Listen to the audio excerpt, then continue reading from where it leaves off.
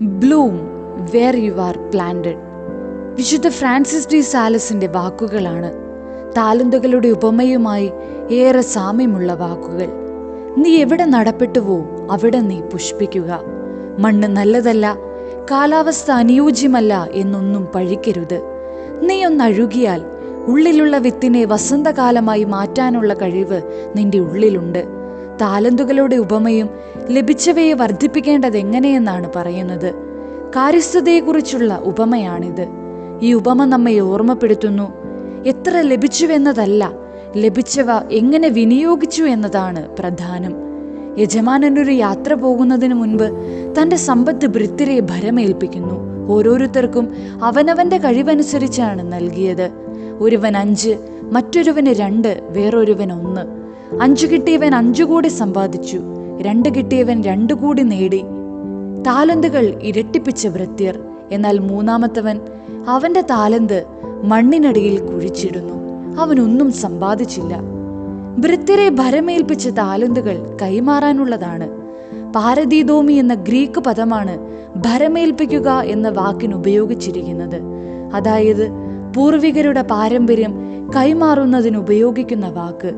പാരമ്പര്യം കാത്തു സൂക്ഷിക്കുന്നതിൽ മാത്രം ശ്രദ്ധ വെച്ച സദുക്കായരുടെ നിലപാട് ഈശോ തിരുത്തുകയാണിവിടെ.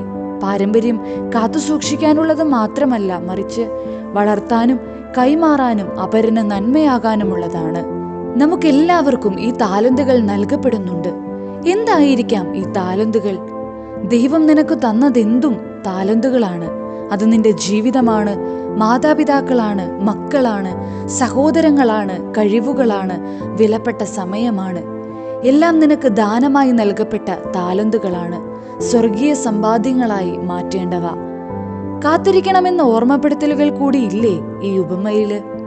യജമാനൻ തിരിച്ചു വരുമ്പോൾ വർദ്ധിപ്പിച്ച താലന്തുകളുമായി കാത്തിരിക്കണം. മണ്ണിനടിയിൽ കുഴിച്ചിട്ടവ എടുക്കാനായി ഓടിപ്പോകരുത്. അവസരങ്ങൾ നിന്നെ തേടി വരില്ല.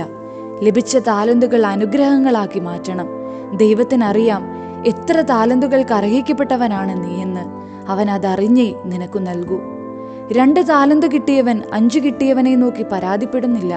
കാരണം അവന് ലഭിച്ചവയിൽ അവൻ സംതൃപ്തനായിരുന്നു.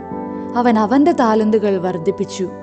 3 തരം മനുഷ്യരെ നമുക്കിവിടെ കാണാനാകും. 1, കിട്ടിയതിനെ സന്തോഷത്തോടെ സ്വീകരിക്കുന്നവൻ. അവൻ മറിച്ചൊന്നും ചിന്തിക്കുന്നില്ല. വിശ്വസ്തയോടെ യജമാനനു വേണ്ടി അധ്വാനിക്കുന്നവൻ.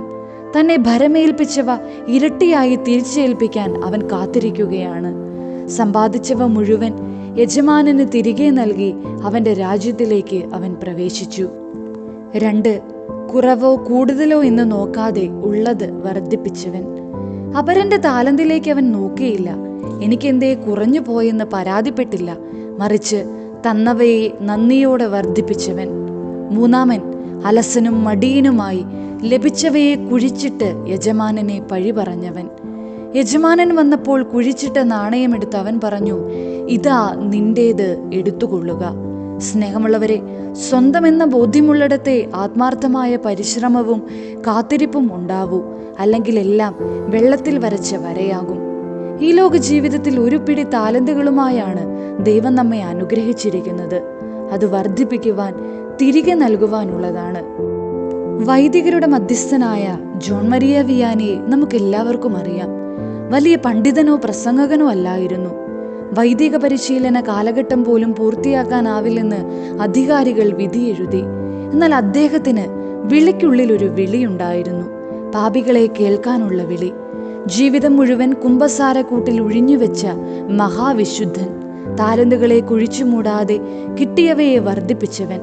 കുഴിച്ചുമൂടി തുരുമ്പെടുക്കാനുള്ളതല്ല ജീവിത താലന്തുകൾ, ആവോളം വർദ്ധിപ്പിച്ച് യജമാനന്റെ വരവിനായി കാത്തിരിക്കാനുള്ളതാണ്.